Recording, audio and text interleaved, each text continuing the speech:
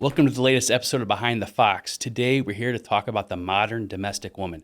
No, not necessarily Katie, but Elizabeth Rago. Elizabeth has created a whole community around the concept of modern domestic woman, from a column to a movement. Elizabeth, I don't know if I said your last name right, but thank you for being with us. No worries. It's Rago, like Rago. Prego, the sauce. All right. But that's A-okay. Elizabeth Rago. Elizabeth, welcome. How are you doing today? Good. I'm good. So happy to be here. It's such a great space. I've known Katie for a long time, so it's nice to see her face too. We are so excited to have you. Thank you so much. You're so welcome. So our people is what we call them, our viewers or listeners. We had a hard time understanding whether they're a viewer or a listener because they can do both. So they just become our people. For our people, we're going to get into exactly what the modern domestic woman is and kind of what that movement means. But first, we're going to talk to Elizabeth and talk to her about where she came from. Elizabeth, where did you grow up? So I grew up in the Bolingbrook, Naperville area, in the suburbs of Chicago, and kind of went to private schools. My parents were really big on that, so all of us went to, various Christian schools in the area. And then my parents relocated to North Aurora. I went to Rosary High School, so super local to, the Fox Valley area. And then I kind of buzzed around, went to NIU and DeKalb, moved to Oak Park, Milwaukee. And then just as I met my husband and we were figuring out like where we wanted to establish some roots, we both always loved the Tri-Cities. So we were in North Aurora for a little while, Sugar Grove for a bit. We've moved like too many times. Same. Yes, it's too much. And then we finally landed in St. Charles. So just love it here. It's just a good space. And the Tri-Cities in general is just really lovely. Let's talk about your background. So you went to college at Northern. What did you study? So I studied media studies and journalism. I've always loved writing and loved working for our school newspaper. And I had my own radio show, loved reading the teleprompter and, being in some kind of media. Now I'm old, and pretty much when I graduated, everything went obsolete. So I had to relearn basically everything in media. I mean, I was splicing film reels, like film. So it was just really an interesting time around technology, but loved my education at NIU, and just I'm a lifelong learner, so it's fine. I just learn something new all the time. I think that one of the things that our guests I've been seeing as a common thread is the ability to pivot. Yes, my entire life has been a pivot, and I've been talking with a lot of women in our community, and that's a common theme. Absolutely, is trying things out. If it doesn't work, like not abandoning or freaking out, just having a more peaceful acceptance that not everything is going to go right. Yeah. So you have some background with the Tribune. I do, yes. Seems like ages ago, I wrote for an editorial partner of the Tribune company. It was called Chicago Shopping. And Ooh. Right? I know. Yes. It was pretty epic at the time. So I had my own column, and I got to go to so many different places in the Chicagoland area to learn more about different businesses and brands who are doing things home related. So my column was called The Circular Home. And really what I honed in on was, the Sunday circulars, like the Sunday sale papers. I would take inspiration from the Sunday circulars, hence the circular home, and I would create a column out of it. But then on top of that, I was writing about fashion and home design and going to like anthropology events in Williams-Sonoma. I mean, it was very much my cup of tea. I love lifestyle stuff. But unfortunately, the Tribune went bankrupt, and my position and actually the whole editorial partner vanished. And at the time, I had established this very sweet little community. Facebook was more in the early stages, but I had some great conversations with people, and it was probably just like a handful of people I already knew. But we had a little space to talk. So I started there. And when the editorial partner, left or was axed, I didn't want that little community to go away. I liked it. It was something fun and easy to have conversations with people that I normally wouldn't.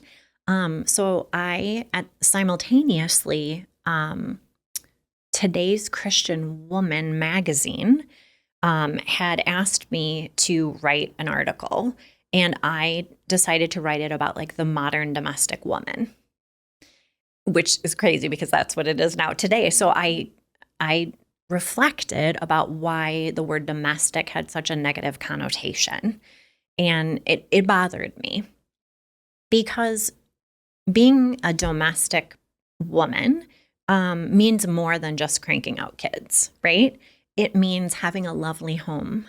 It means hospitality and having good food. And it's like a feeling. It's not just this act of having children. And some people don't have children. So what is the deal with this? And I wanted to redefine that idea of this domestic woman being shackled to, a partner. I just wanted to redefine it. And I did. And I thought, well, circular home's gone. So why not just rebrand? I'll do like a quick little rebrand and call it the modern domestic woman. And that's where we're at today. I love it. I don't like women being pigeonholed. I think that it's really unfortunate. I think we can be and do so many different things.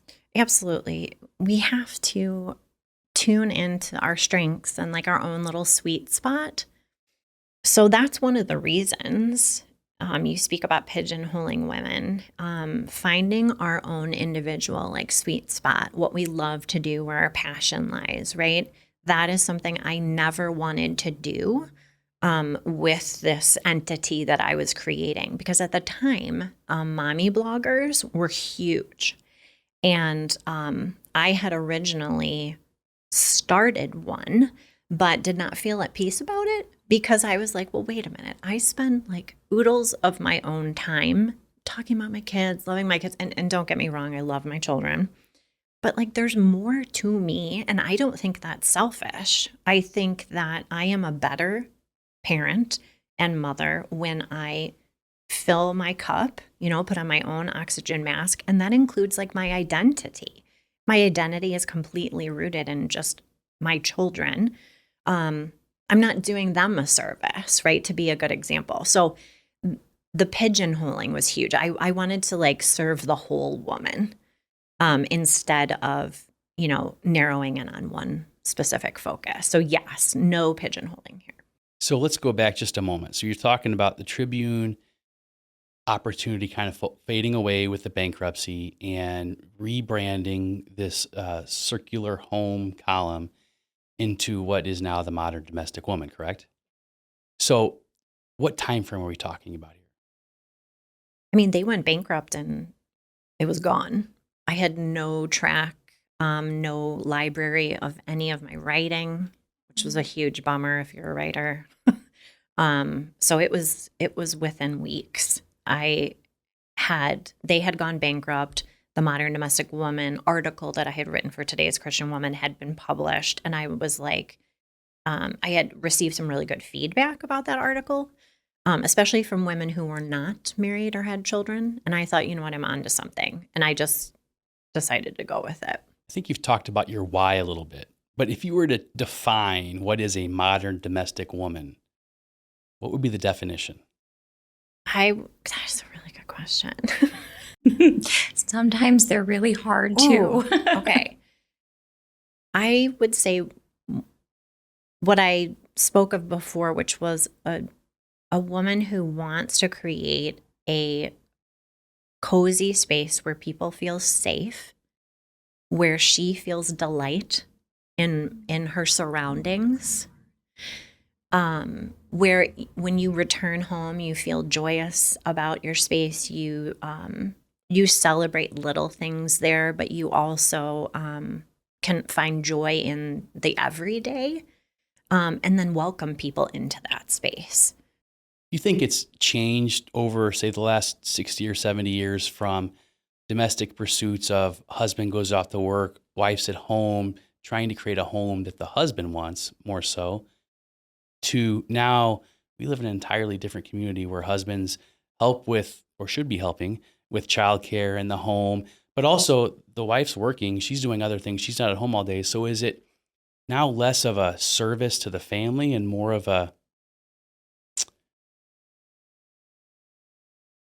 like you said, a delight for her, or a, I'll say hobby. Hobby's the wrong word, but I go golf. Katie likes to watch shows on HGTV and cooking shows and things like that. And then a week later, I come home to a new rug, right? So is it something that's kind of morphed into something that is hobby plus versus I got to do this to support my family, do you think? I think that there's a misconception around the word domestic, that it is hobby. But if we back up, if we, pump the brakes a little bit and you just think about your home, I think women historically have a more caretaking nature. That's not to say some men don't. And I mean, my husband and I have been together for 27 years. He is very caretaking, but we have this nurturing element about us as women. And we enjoy creating space, like it's the hunter-gatherer situation, right? We want to nurture and create a space where people feel safe, where people want to return to and they feel this warmth and joy. So I think it's so much more deeply rooted than a hobby. Sure, are there things that we do that turn into hobbies? I love taking care of plants. I love gardening. I too watch my share of home remodeling shows, but I think if we look at the root of it, it's about providing a nice place for us to land at the end of the day where people want to stay and linger. Yeah. I think this is jumping ahead a little bit, but to what the modern domestic woman is today and the emotional component or the well-being component, I think is spectacular that you're offering that. Thank you. I don't think that that there couldn't be that element of care. And that's why I look at what I'm doing as part hospitality, part community, but rooted in this element of empathy and, helping yourself before you even have the capacity to help others. And that mental health and like health in your body, you can't be a part of your community and be a lovely member of even just a community under your own roof without helping yourself. And of course I love the lifestyle element of it. Quite honestly, that's my jam, right? I love looking at luxury kitchens and, looking at cute DIY projects. But I would be remiss by not identifying for that, helping identify for the whole woman to be served by what I'm doing. And that takes a lot of trust. It takes a lot of relationship building. It's not, just this referral system where anybody is added to our list of providers. You are vetted. And I have to have a relationship with you because at the end of the day, my reputation in this community for being a trustworthy place to find resources, especially resources when you are at your most vulnerable. You're a mess and you're like, I don't know what step to take next. And now this person's saying, hey, here's a safe person for you to go. You're not going to be like waiting on a wait list for 6 months. You're not going to be lost in somebody's email. So it's that element of, yes, I focus a lot on the lifestyle portion of it because those are the things that makes us happy and human. But also it's imperative that we work on supporting the whole woman. Let's back up for a second. So we're sitting here with Elizabeth Rago, like Prego, and we're talking about the modern domestic woman. And if you like this conversation, make sure to follow us on Apple Podcasts or Spotify. Follow, subscribe, all the good stuff. Elizabeth, when we're talking about the modern domestic woman, what resources are you providing? Is this a website? Is this social media? Are there some, like, what encompasses that from a structural standpoint? Yeah, so I just quit my corporate job in February. so I could do this full time, which is very scary. So I'm really putting a lot of structure around my process and the entry points where people can discover us. So what do I mean by entry points? So we have support groups, peer-to-peer led support groups that happen consistently so that someone knows that we will always be there. So we have a mom support group, perimenopause support group, and then just a general ladies Saturday morning coffee support group. We also have different pop-ups where I will come to a boutique or the Batavia Farmers Market and have a table there with our resources. So that's like another entry point. You know, maybe you're in the community, you see something cute on our table, you come up and we start talking about all the things. And then eventually, because I have resting nice face, people tend to share things with me. I've just accepted that is how I was made and trying to put that to good use. So, you know, it's about these different entry points. Also, of course, social media. I mean, it's like what we love about it, we hate about it, but that is the way we communicate today. So huge engagement on social media. And that's really, I pride myself in just putting out quality content that's helpful rather than hurtful and just means something to people as they're scrolling through, because there's so much noise, so much information out there. Like, how can I bring joy or help to someone's day? That always drives, you know, what I'm putting out there. So yeah, so it's about support groups, our pop-up events. We do have other events where we're making things. If you actually look at our structure, it's very simple. It's not overly complicated. I mean, we made clay bowls a couple of weeks ago, and that was just a lovely time at a yoga studio. We have, you know, our support groups are very simple. And even our content is simple. It's about connecting with people and meeting them where they're at. So yes, social media, we do have a website, and that's where a lot of our information is like stored. But I would say a majority of the connection is face to face, or like through DMs. A lot of things happen, you know, behind the camera or behind the social media. Because when you're dealing with people who are not yet in a crisis state, because I'm not equipped, nor do I mean, I am not a therapist. I am a connector of people. And so what my hope is that someone will find us through one of these entry points, and they will find some stable community and eventually seek help in whatever area they're going through, right? Whatever season of life that they need help in. They need a lawyer. They need, you know, they're going through a divorce and they need divorce support, financial support, whatever that might be.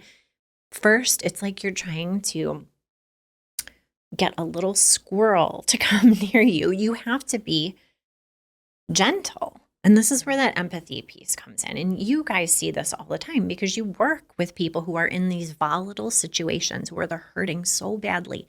And they almost just want somebody to tell them, what do I do?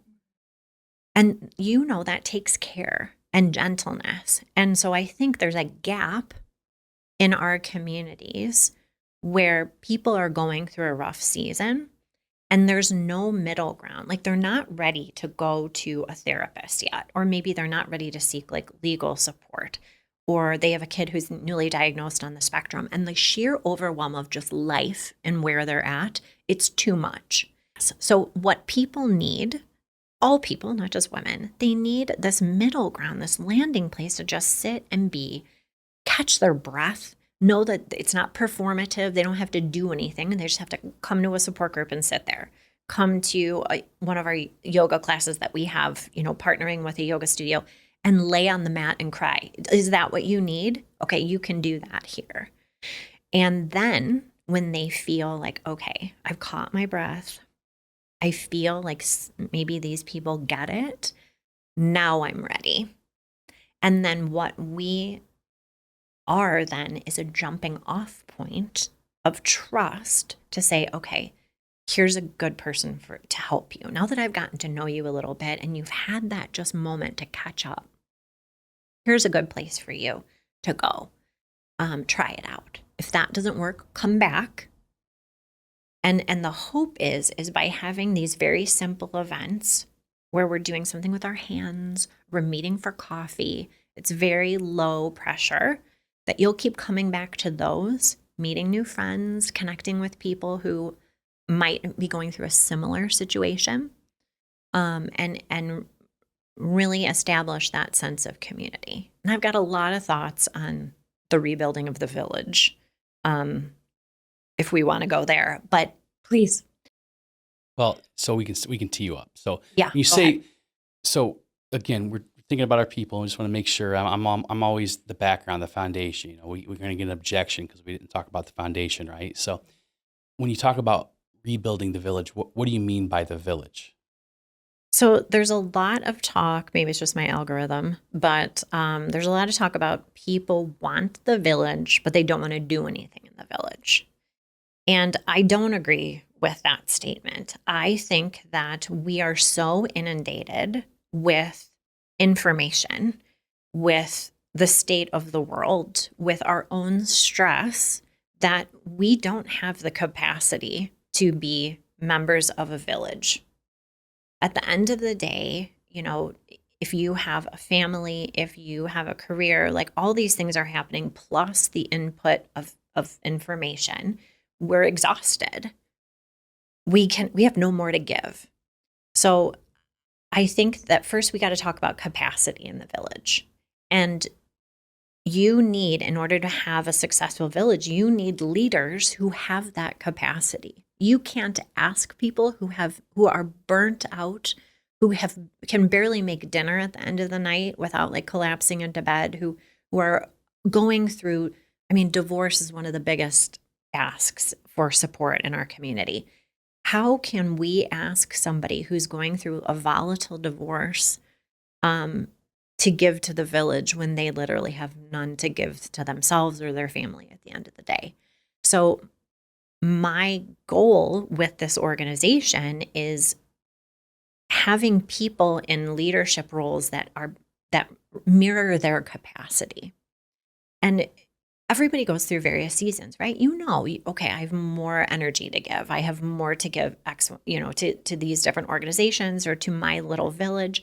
But to pressure people to give back is the wrong approach. You say village, you're talking more about community. Mhm.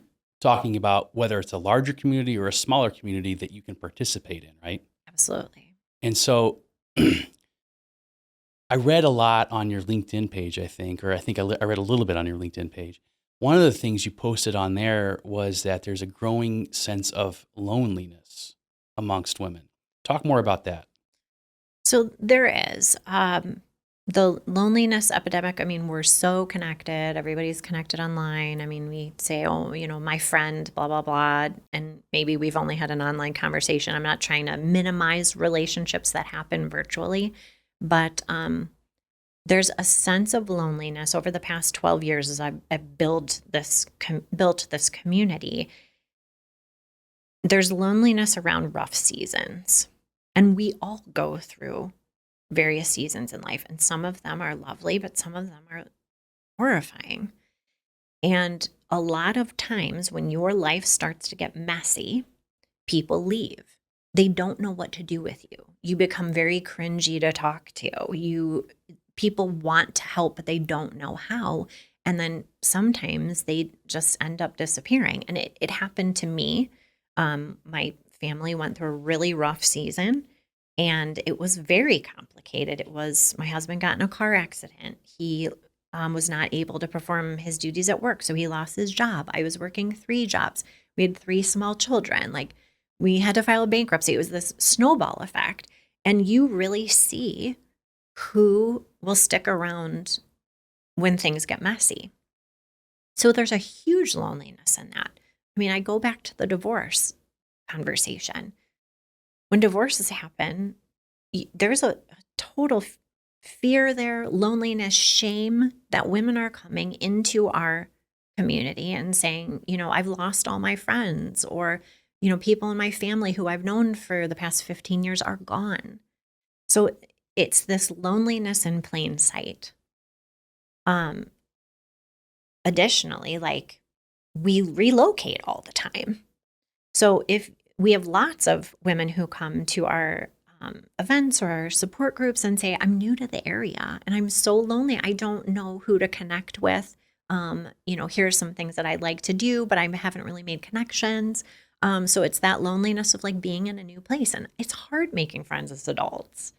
So that is really kind of digging deeper on just, instead of just saying like, we're lonely and it's this loneliness epidemic. It's really more rooted than that, because I really truly believe it's rooted around the various seasons of life that we're in.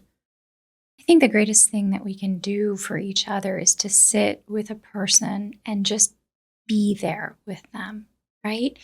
And your support groups are offering that.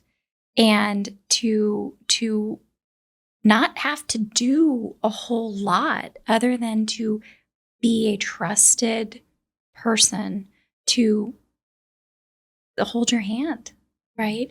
And to recognize that is, I think, brilliant that you're doing that. How often are these groups meeting? Yeah, they meet. We have two bi-monthly groups. So they meet twice a month. And then that is the mom's support group. And then we have the perimenopause support group. And then we also have just a Saturday morning coffee. It's for any ladies who want to show up. It's technically a support group, but we have a lot of fun with it. And I think what's hard when you have support groups or you have someone who's going through a rough season, you want to help. I truly believe that people want to help. They want to give you suggestions. They want to give you advice. They want to, but you don't always have to talk. And so in our support groups, we have some rules. I mean, I do like housekeeping, like rules. Here's our format. And we do our best. And it's actually similar to a recovery meeting. I went to Naranon meetings. I had someone in my life who was addicted to pain meds. I wanted to experience more support around that. And I loved their format in how there's no crosstalk. People don't have to give advice. You're not here to give advice. And so that's what we talk about in our groups. We're not giving advice. We're not talking over people because it's peer-to-peer led, right? But just being in the same room and the head nodding is enough, or crying. Like we cry, we laugh, we do all the things. Just that is often enough to give someone a sense, I'm not alone. It's the greatest thing we can do for each other. Absolutely. But because we care so deeply, there's this element of like, well, I can't help them. So who are you serving in that moment? Like if we sit and think about it, am I being prideful because like I want to help and now I can't help, so I can't really talk to them anymore because now I'm uncomfortable. I think it takes like an emotionally mature person to not leave in those moments.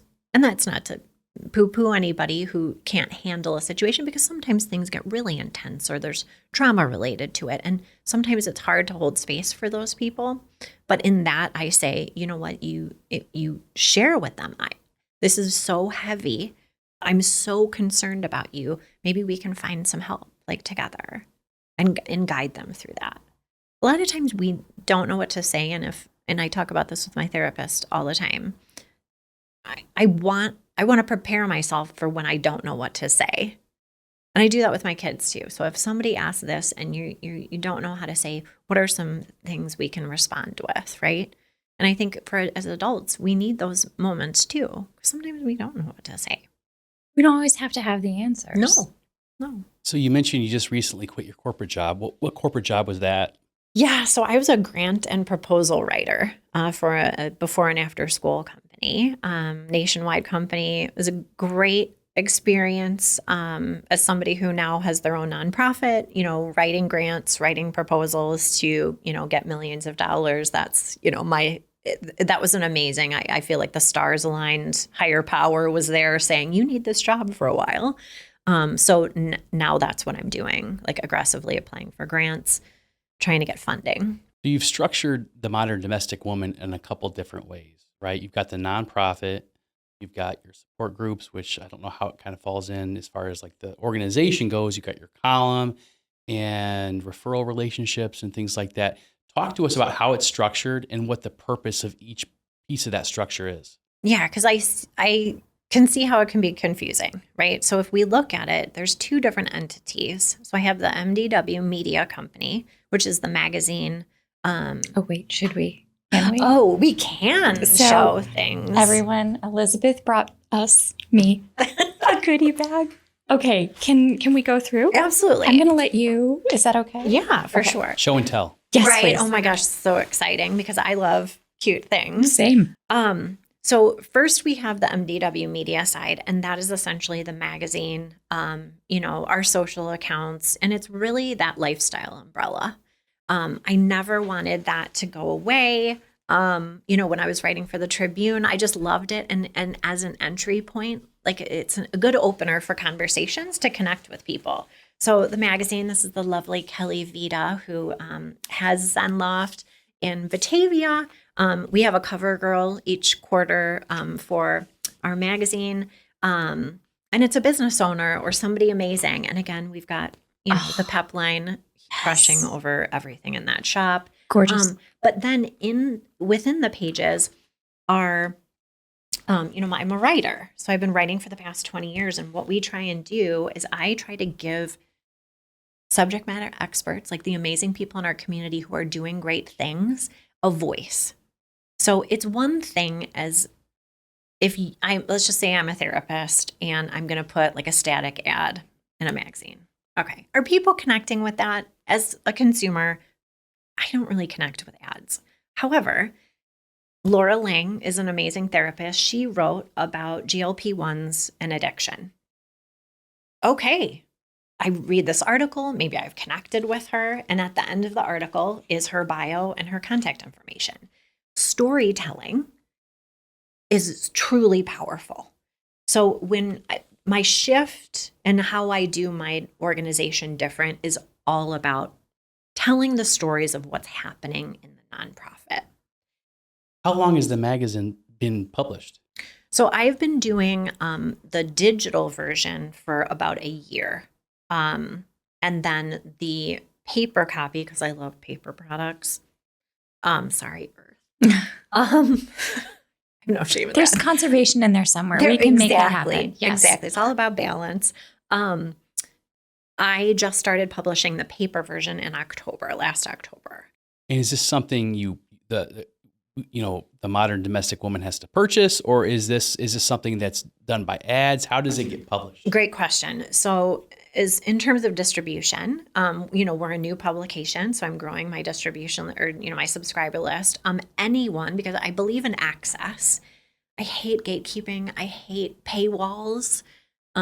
If I had trillions of dollars, I would give everything away for free. But the digital version of the magazine is always free. So anybody can gain access to the information and the, product referrals and everything in that. The paper version, because it costs money to publish and print, those are $15 for the magazine. And so in my pursuit to support small businesses, I've got 2 different small businesses in Kane County that have this on their shelves, which is very, very exciting. I think the Feagans Law Group needs some as well. I think you do. It might be hard for us to sell them, but we probably need some to read. You just need. I've We could included offer. 2 issues, and then I can just drop one off each one. Where's Amazing. the physical locations people can go to buy the magazine? Yeah, so the Pep Line in St. Charles, favorite shop. Shannon is so amazing. She's always supported everything that I've done over the years. So Shannon has it in her shop. It's a, home goods store. So again, entry point. And then Urban Apothecary is a wellness company in Batavia. Cheryl Crier's the owner. She's amazing. She's actually our next cover girl. So I'm excited for her to be featured. She has different wellness products. She's also part of the CBD THC movement. She just really takes care of people who have various ailments, pain, sleep stuff. So Cheryl's always been a huge cheerleader for me as well. So I just wanted, this side of Kane County, that side of Kane County. So wherever you live, you can pick them up there. Now, are Are these stories that are in the magazine, are they being written by the providers, or do you help them write them at all? Great question. Because I am a writer, I offer a couple options. So we have columnists that, you can actually be a part of the magazine if you want to, like Tri-City Family Services. They have a column in every issue. So sometimes it just depends on the person. Some people love writing, and then there's just some light editing that needs to be happen from me. But also, I mean, half my career has been ghostwriting. So I've ghostwritten for everyone under the sun. So we can either, pair up together. The expert, the therapist, the lawyer, whoever has a great idea, they do a brain dump, and then I sexy it up and Perfect. make it, editorial ready. Sometimes they're like, you know what, show me what you got. I do research. It's not written by AI, it's written by moi. So I just, because of my background, people are like, how can you do that whole magazine? It's what I do. And actually, I love that. If I could just publish a magazine 24/7, I would do that. But it's all about one of my favorite parts is helping people tease out their wisdom and knowledge and then putting it into an article that's helpful for our audience and our community. And is it a monthly magazine? So it used to be monthly. Then I quit my job to do this full time. And I'm like, you know what? If what's her name that does Magnolia can have a quarterly magazine, I can have a quarterly magazine. So I was doing it from October to May. It was monthly. That was intense. I kind of feel like I can do it now, but I wanted to spend more time like FaceTime with the community and less behind my computer. So we did switch it to quarterly. So the next issue comes out in August. That's our fall issue, and then a November issue for like the holiday. Final question before Katie gets to ask some questions. Are you just highlighting women-owned or women-led businesses, or if a man or someone else that identifies differently has a business that's geared toward women, do you include those as well? Yes, I don't want to come off as being like a man hater because I'm just not. I love my husband. I have a son. You've been very nice to me. Right, exactly. Gosh. I love men, and they need support too. Of course, I just have to, just like I do with anybody who comes and wants to be featured, it has to align with our values, our mission, and really what our community is asking for. If you align with those and it's something that our community would be interested in, yeah, I'm happy to introduce anybody to our community. But it's relationship based. When we're talking about community, are we limiting ourselves geographically? Where are we? So currently, we're primarily in Kane County. However, because of the way of the world today, we've really gotten out more towards like DeKalb County, northern suburbs. We're definitely out like in Sycamore. Our reach is spreading.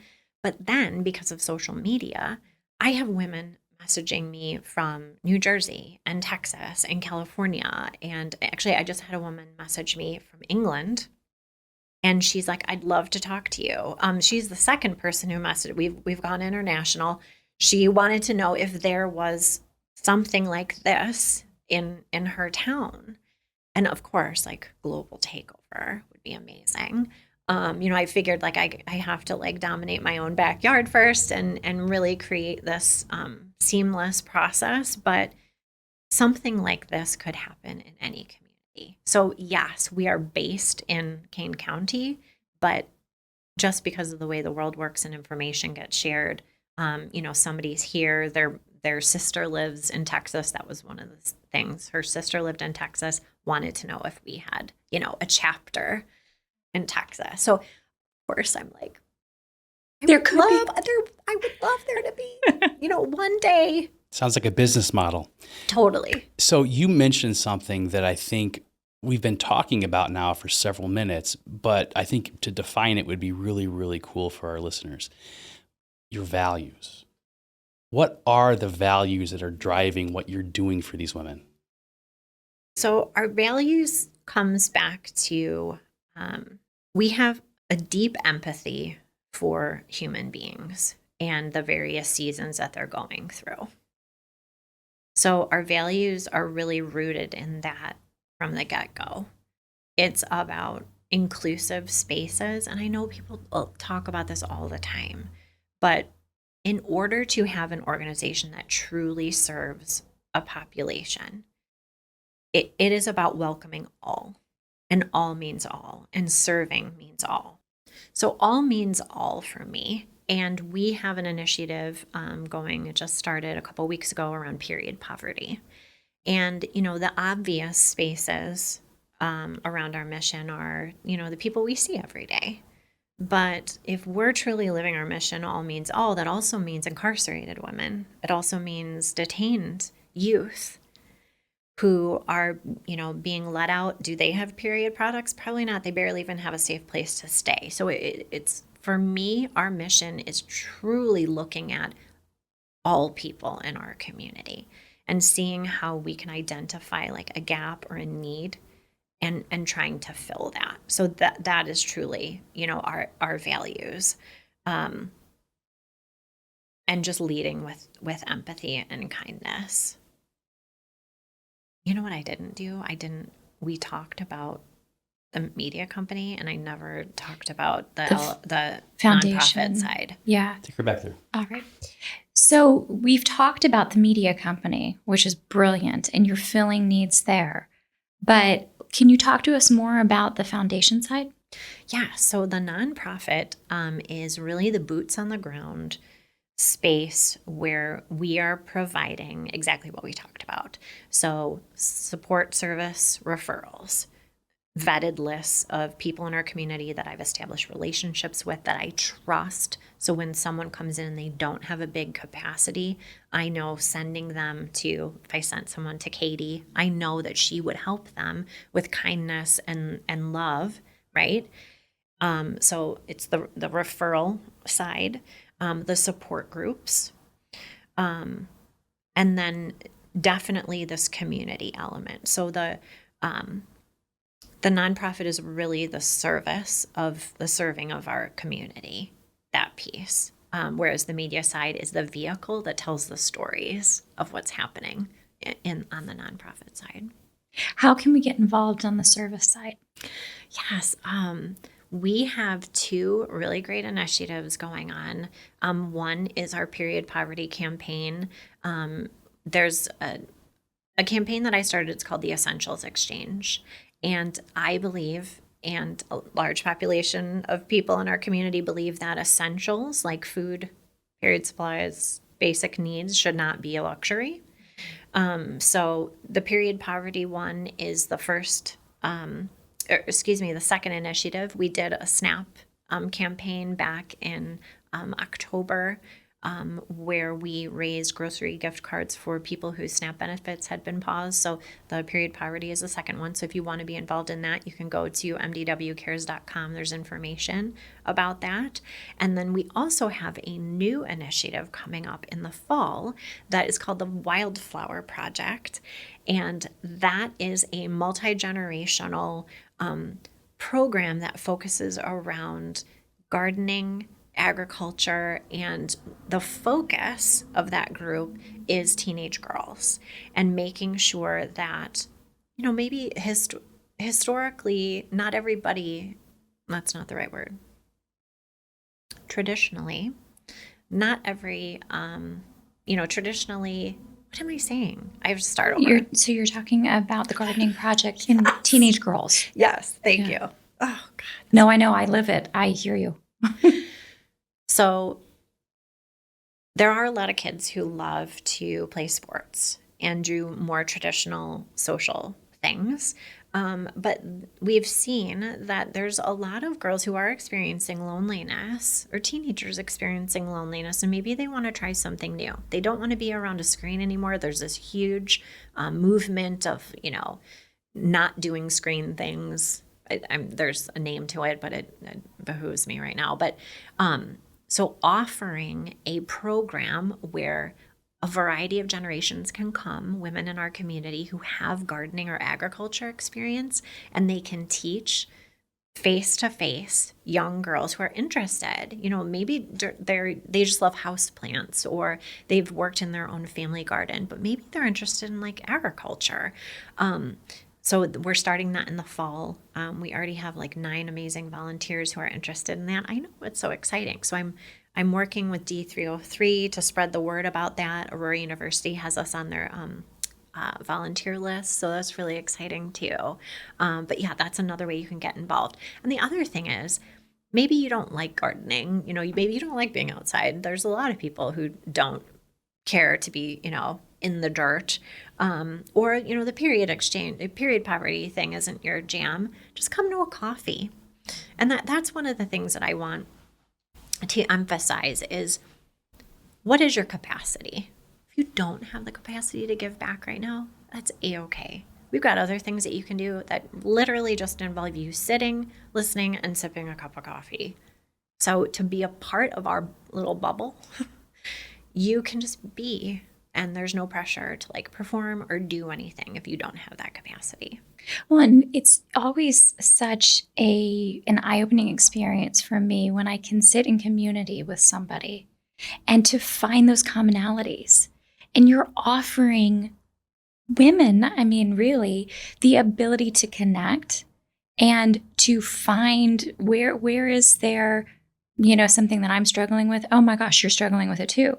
So this leads me to perimenopause. Yeah. And I just had Let me tell you all about it. I'm sure you know all about it. We're learning. Oddly enough, I've been very close with my mother-in-law for several years, and I got the full download through the whole experience. So I'm just, this is like my second go-round because my mother-in-law lives with me. So, I've seen it, but I was joking. Well, it's even better. My mom actually went into menopause the day after our wedding. So when Josh truly became a member of the family, that is when. So wow. Yeah, lucky Josh. Well, I think you should question a bit here, though. What? Josh, I want to hear your questions on menopause. What's the best place to hide from someone going... Just don't speak, man. Right. Stop chewing. Stop breathing. You're sitting too close to me. I'm on the other side of the house. I know. Right. Just get out. Yeah. I would say one of our top 3 asks is around perimenopause and menopause. And I think that, again, stems from women wanting to help themselves. And this is a new-ish conversation that hasn't been studied. I am talking to a doctor right now who's like, I wasn't told this in medical school. We had like a basic overview, but it was very brief. And so she went back to school to get like this higher certification to learn about perimenopause and menopause. And that's one of the biggest asks. And we want to help ourselves and educate ourselves and become, knowledgeable about our own body. So that is what prompted the perimenopause support group. Me just talking more and more with people in our community about how they serve and kind of help women unpack what's going on with them and letting them know they're not crazy, right? And so, again, providing a space where you can come, you can vent, like just let it out a bit. And don't get me wrong, like our support groups are not just like venting sessions. Sometimes you got to let it out and we provide that space for you to do it. But it's also about like educating in our perimenopause support group, because I really think about each group before I even publish that we have something like this out here. For the perimenopause group, I thought, okay, I've been in support groups before around this type of topic. Well, so much crosstalk happens because we want to share our resources with each other. And I thought, well, what ends up happening is that people don't feel heard. They're not allowed to like let it out, express their frustrations or celebrations or whatever. So what we do in our support group is everybody has a 4x6 card on their lap. if while someone is sharing, they have an idea either for themselves, like, ooh, that's a good thing. Like, I'm going to write down that supplement or, practitioner or whatever. But if they have a suggestion for that friend, they write it on the card instead of interrupting. So we immediately give space to that person and they have their time and it's not interrupted. So, and this takes a lot so I am the moderator. You have to be a good moderator to be able to keep this flow going, especially when there's like 15 women in the room. So everybody writes down on the card, either for themselves or for suggestions. And then at the end of kind of like our sharing time, I just kind of open it up. Did anybody have anything that they wanted to share? I take all the cards at the end of the night and then I put it into a community wisdom book. So smart. Yes. So yes. So right now it's an ugly spreadsheet. Yes. One day when I have more time, I'll put it into like a pretty cute little publication. But it's a place where people can go and they'll be like, that woman talked about this supplement that helped her. What was that? Okay. It's all in the little spreadsheet and there's links to go. So it's really about not only providing that space, but like giving you a jumping off point to further educate yourself.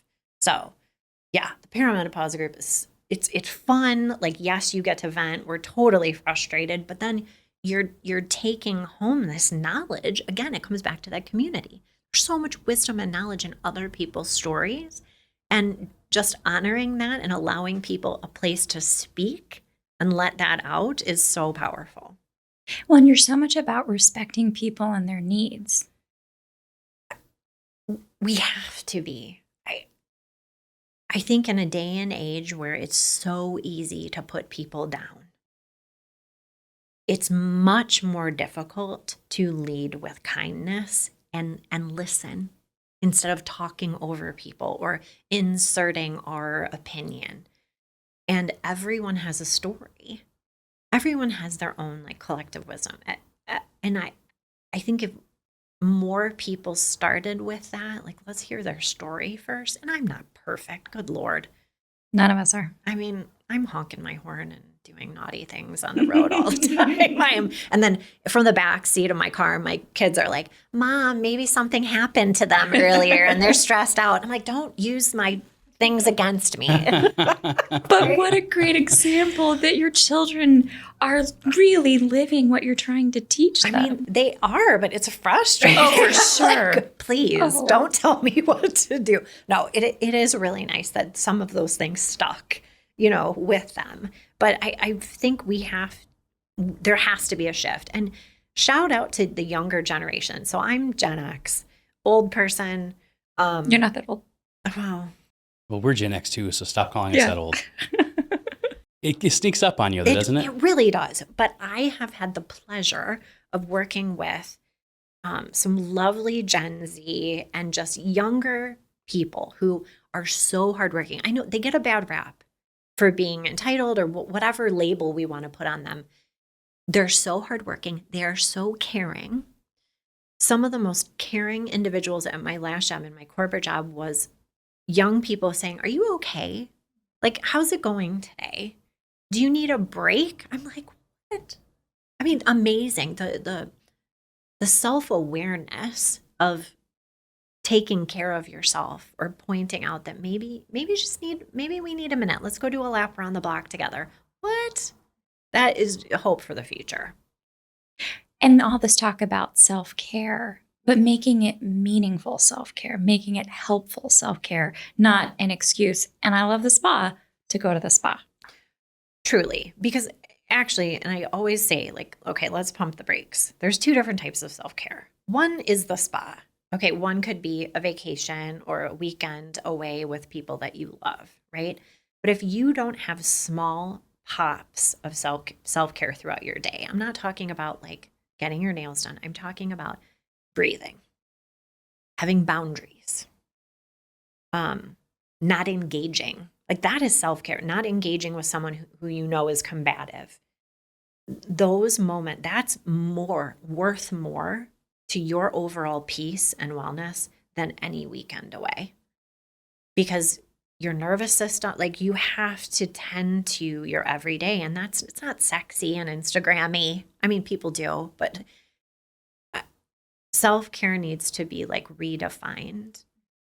And I also not poo-pooing other people's idea of self-care is huge.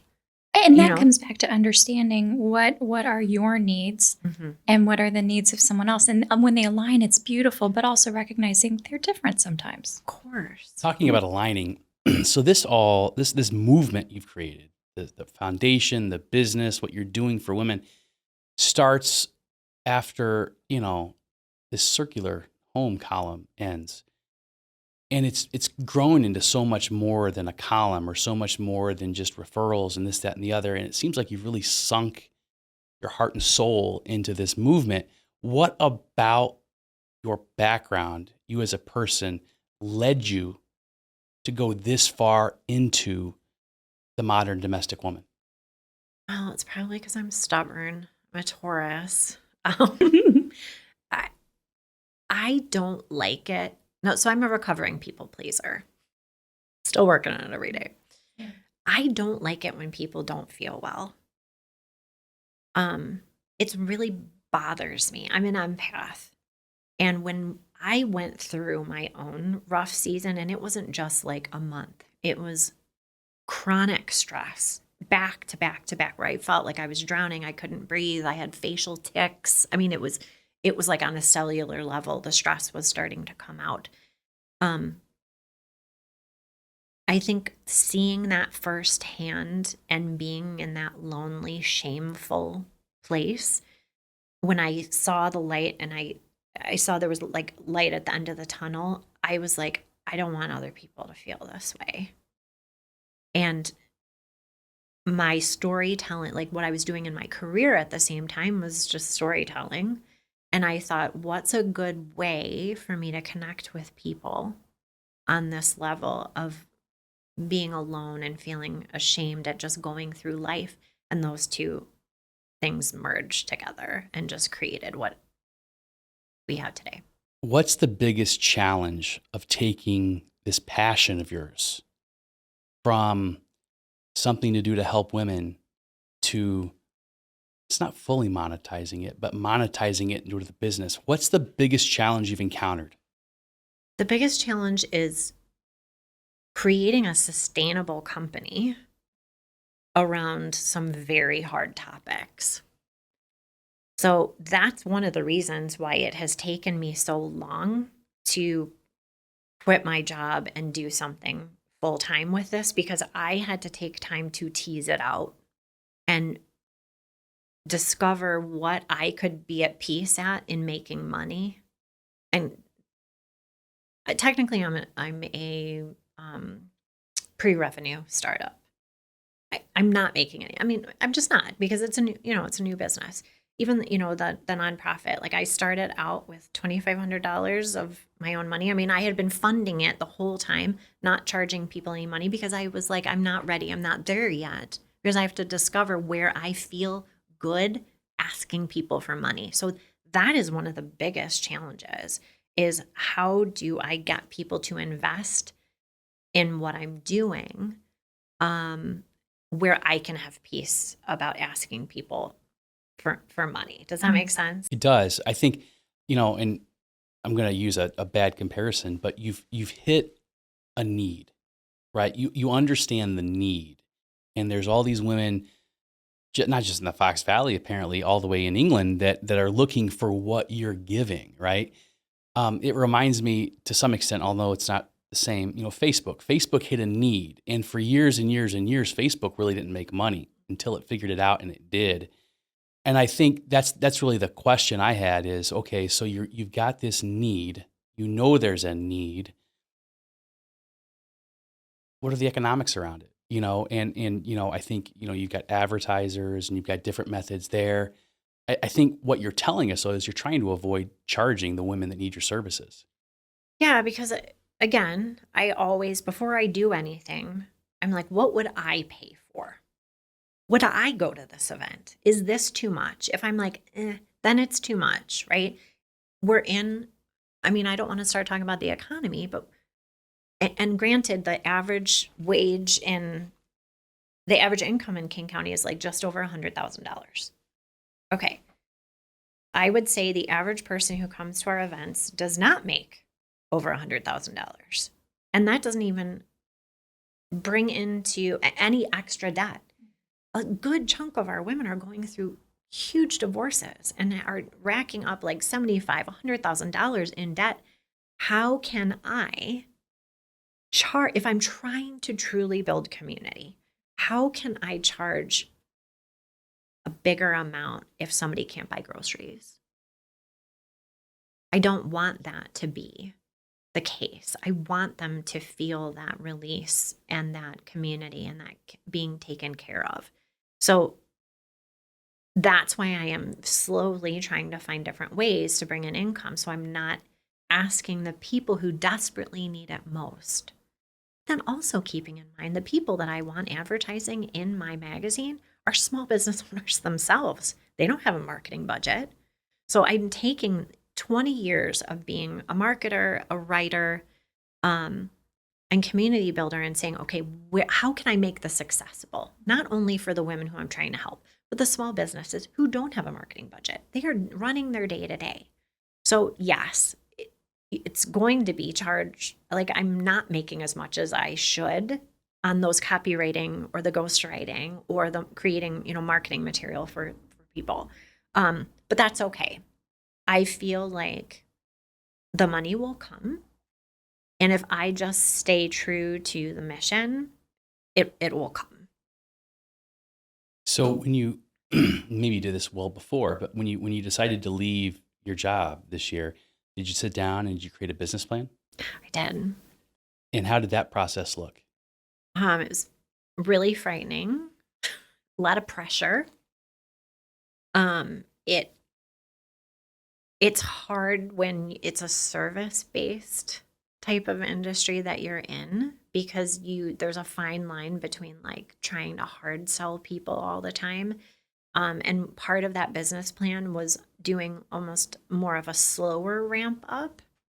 Thankfully, my husband has a job, so I am very fortunate that he has always supported me in all of my endeavors. But we're back to one income now, which is not that much higher than the average wage, So the business plan is awesome.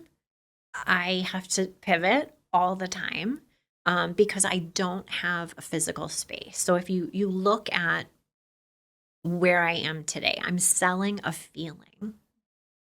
So everywhere I pop up or everywhere MDW pops up, it's a feeling of community. It's a feeling of kindness. It's a feeling of laughter. And one of the most common things or questions I get is, where is your space? Like, do you have a shop? Like, and I don't. So that is kind of like the next layer of this community is actually having my own space. Now that's going to take longer unless I win the lottery tomorrow, which I did play. Oh, and billions. There are billions come on. available. Exactly. So I will take money wherever I can get it. But, that is that next phase of my business plan is having, that space so that people aren't waiting for an event or a support group to happen. That if they're having a particularly rough Wednesday and they know they can come to my physical space, have a cup of tea, have a cup of coffee, look at some cute things.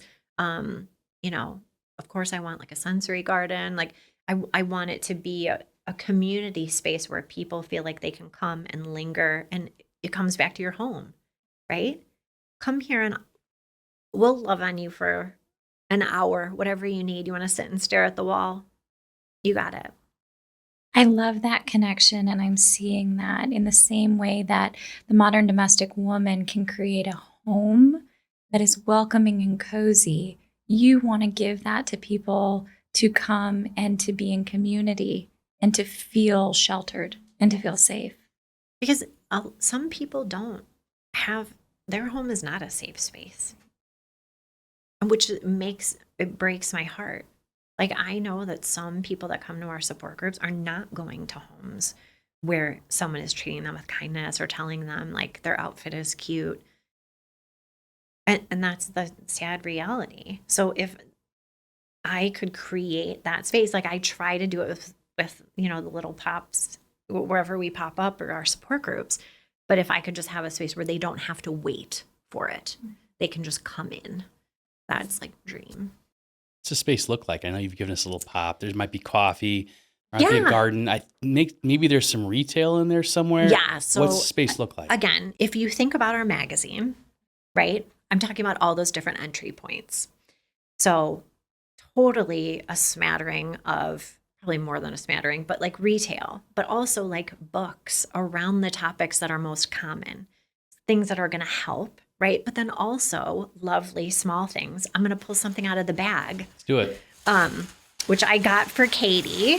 So I'm also very purposeful about what I sell and what we have in our shop. So this is, this is so pretty. Okay, so this is a tiny little jar of goat milk lotion, and it is, it's for you. Oh, I'm really excited about this. So that is made by a woman goat owner. She has a goat farm in Michigan.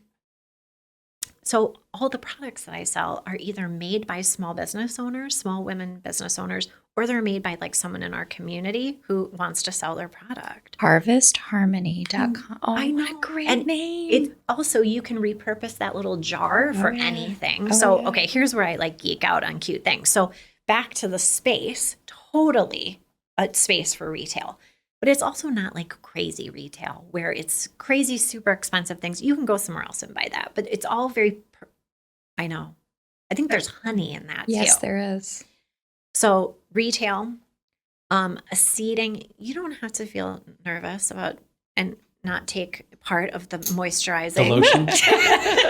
He'll take it later. That's It sounds, totally will. It sounds like a bad joke somewhere in there with men and lotion, but nevertheless. Oh dear. Oh Lord. Oh dear. It's okay. I have a 20-year-old son. That is amazing. Places to sit and linger.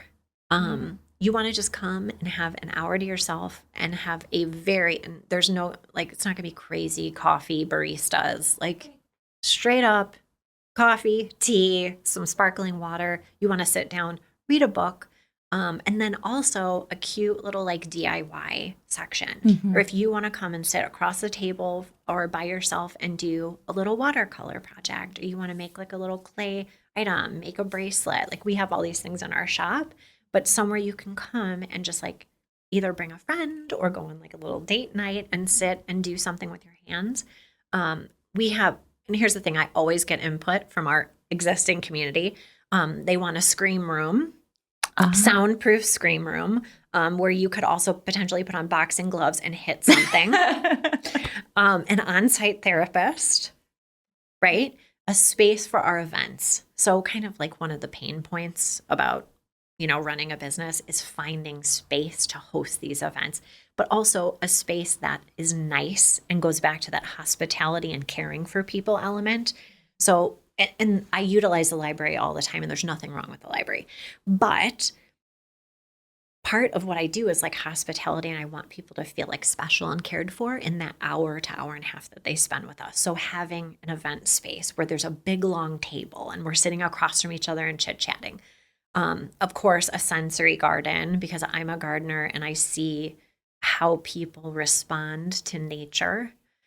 There's another idea that somebody had is a lot of times women are like, do you have childcare? Because I've got my kids, I have nobody to watch them like for this event, a space where there's childcare. I mean, it really is a zhuzhed up community center, right? But the overall theme is care in every capacity.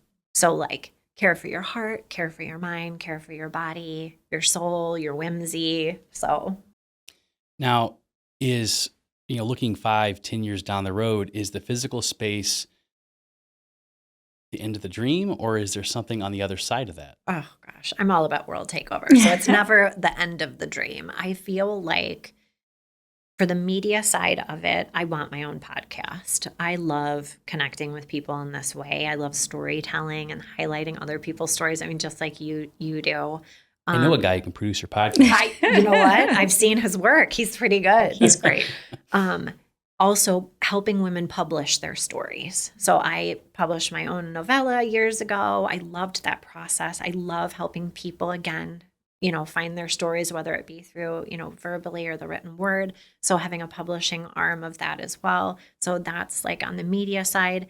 The other one is just on the mental health and the nonprofit side. I really feel like there could be a chapter in so many communities. And that's a big undertaking, because the people who are in the leadership positions, I go back to that like emotional health, and you have to have people in leadership positions that understand the mission through and through.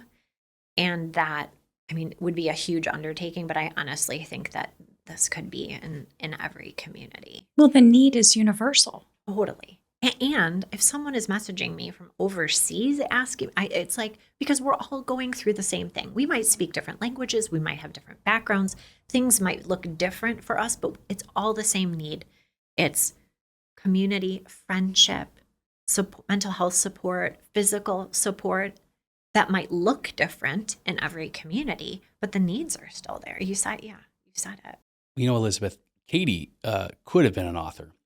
Problem was, about a year after she got married, this goofy guy was trying to clean out all of our like old books and things like that from law school that I didn't think we needed. And some things went down the garbage chute, right? And so I threw away a manuscript of what I can only assume was a very lusty, stable boy making, all these women in France very, very happy, right? Because it was one of her romance novels. But we don't have it anymore. Clearly. So Katie is no longer an author, and it's all my fault. Clearly, you didn't read it. I did not read it.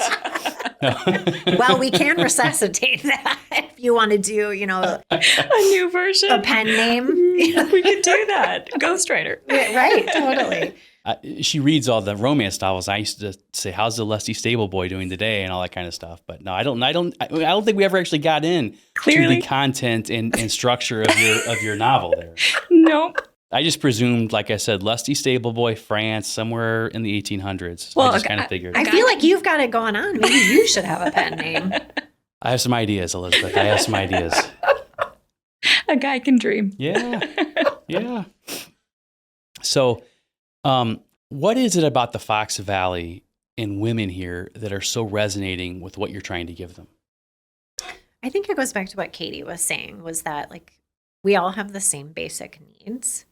I think that it's also an element of, I'm very rooted in this community and have been for the past 20 years. I've written for so many small businesses in this area and helped small businesses with their marketing and just establishing my own relationships. I think honestly, one of the biggest reasons is because people know me and they know my heart, and that I genuinely want to help. So I think that portion is contagious.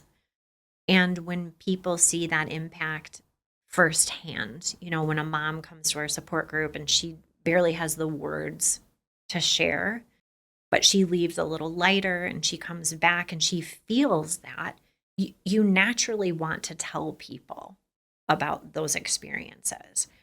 And again, I think it's because I'm an empath. I want to care for people who come into my little world.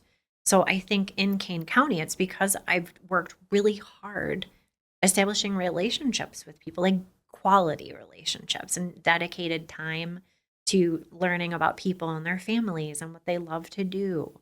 And I think that it's just very timely. There's a lot going on in the world, and there's a lot of hurt. So the people who reach out a lot of times want an unbiased person to talk to that's maybe not in their inner circle, who can just be a good listener. I love this area. I do. I don't think that I think that there's never really been a middle ground, a middleman, a middle woman to help bridge that gap of I'm struggling, we all know the resources are out there. But like, what happens in the middle? That's a hard place to be in when you're just about to get support or reach out. That's a really difficult step. And so I just think that my demographic is this area. Elizabeth, you mentioned before you're a reformed people pleaser or a reforming people pleaser. And of course, Katie and I grew up in the 80s, so we had to please everyone. But it strikes me that you're doing so much for this community, so much for the women, that in the evening time when you go home, there's got to be a lot of weight on your shoulders. What do you do to put that weight down and just be in your own world? I have a therapist that Excellent. understands what I do. And over the years, there are other therapists who have they've really understood what I do. It's also about like boundaries, some compartmentalizing. I mean, if we're going to be honest, I also had to work really hard to not to work on my people pleasing, because that can be debilitating if you're in this type of role, especially when people are telling you like these deep, oftentimes like dark seasons that they're going through. I also believe in a higher power. So I do a higher power that believes in like love and compassion. A lot of it is like praying and saying, I'm going to give that person up to my higher power. I don't have the capacity to help them, but I've done all I can, giving them a listening ear, providing them with some like referrals, and then having to give that away. My children take a lot of my brain power at night, so I almost forget what's happened during the day, and my husband. So I really try and like shut that part of my brain off. But really a huge one is boundaries.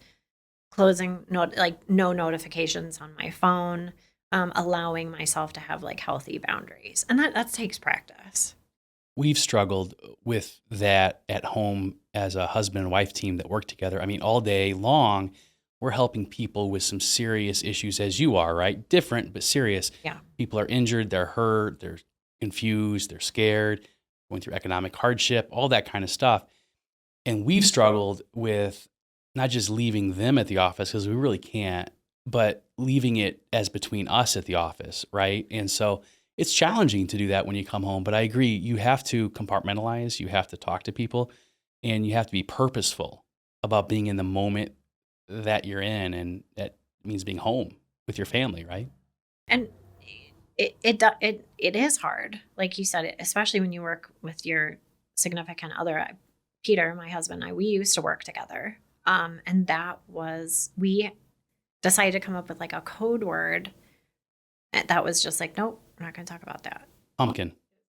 Oh, I was close. You were close. And then it was just that trigger, like, oh, we're not supposed to, like, let's not talk about that. Like, we need some breathing room. But again, I'm a huge cheerleader for slow living. And because we're children of the 80s, we know life before technology. So I think that especially for us, it's really difficult for us to live in both of those worlds of knowing we have all this technology and it's so easy to communicate and notifications and noise. But then our heart longs for the quietness that we grew up in. So I try my best to balance screens and screens by incoming notifications and people asking for support and text messages. And so I just have to like shut stuff off a lot. Well, and I think that the visual of putting on your oxygen mask first, you can't pour from an empty pitcher. Those are so powerful because we all know that we need to be able to be functioning ourselves in order to be giving back and helping other people. Well, and once you go through like a real burnout, you never want to go back there again.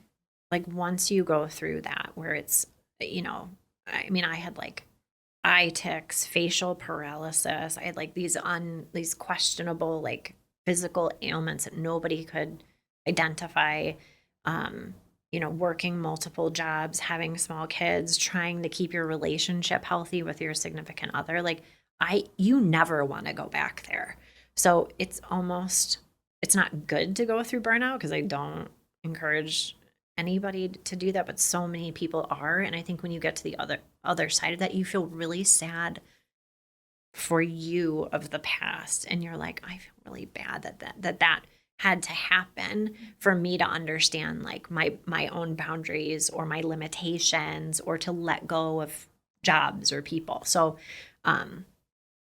burnout is not great. Elizabeth, we've talked about the challenges in trying to build what you're trying to build. Let's flip that a little bit. What's the joy in building what you're building? The joy is just seeing people like smiling. I love just watching when people come into our group, hugging each other like a new friend, like new friends, hearing somebody talking about like, oh, so-and-so that we met at like support group, we went and like saw a movie together. Like those things, they're so small, but they're huge for those people. Those moments are just pure joy for me. A lot of just like private messages from people saying, thank you so much for helping my teenager find this therapist. They're doing so much better. Like that speaks for itself. So it's those little moments of connection that totally keep me going and bring me joy about doing this. There's a woman out there listening, watching this podcast. What's your message to them? Don't give up. Somebody loves you. Baby steps. You don't have to like tackle one thing or anything overnight or in a boot camp, or, just take it one step at a time, and everything is figure outable. I'm not saying that word right, but you can always figure it out. We're going to coin that word. Figure outable. Love it. I love it. Elizabeth, thank you so much for coming on and being a guest at Behind the Fox. Thank you. It's been a great conversation. If people want to get a hold of you, what's the best way to get a hold of you? I would say head over to either our social accounts, The Modern Domestic Woman or MDW Cares. That's probably a really good place just to send a DM. On our website, we've got like an email contact thing. It's mdwcares.com. You can visit there and learn more about like events, anything that we have coming up. Well, if you're out there and you need the service, contact her. If you're out there and you want to help her provide that service, contact her. Elizabeth, again, thank you so much for coming on Behind the Fox. It's been wonderful. Thank you, my friend. Thank you, Katie. And for our people, again, if you like this episode, tell a friend, subscribe, follow. Make sure you go check out Modern Domestic Woman on Facebook and LinkedIn and the website and all that good stuff. For now, we'll see you next time. Thanks, guys.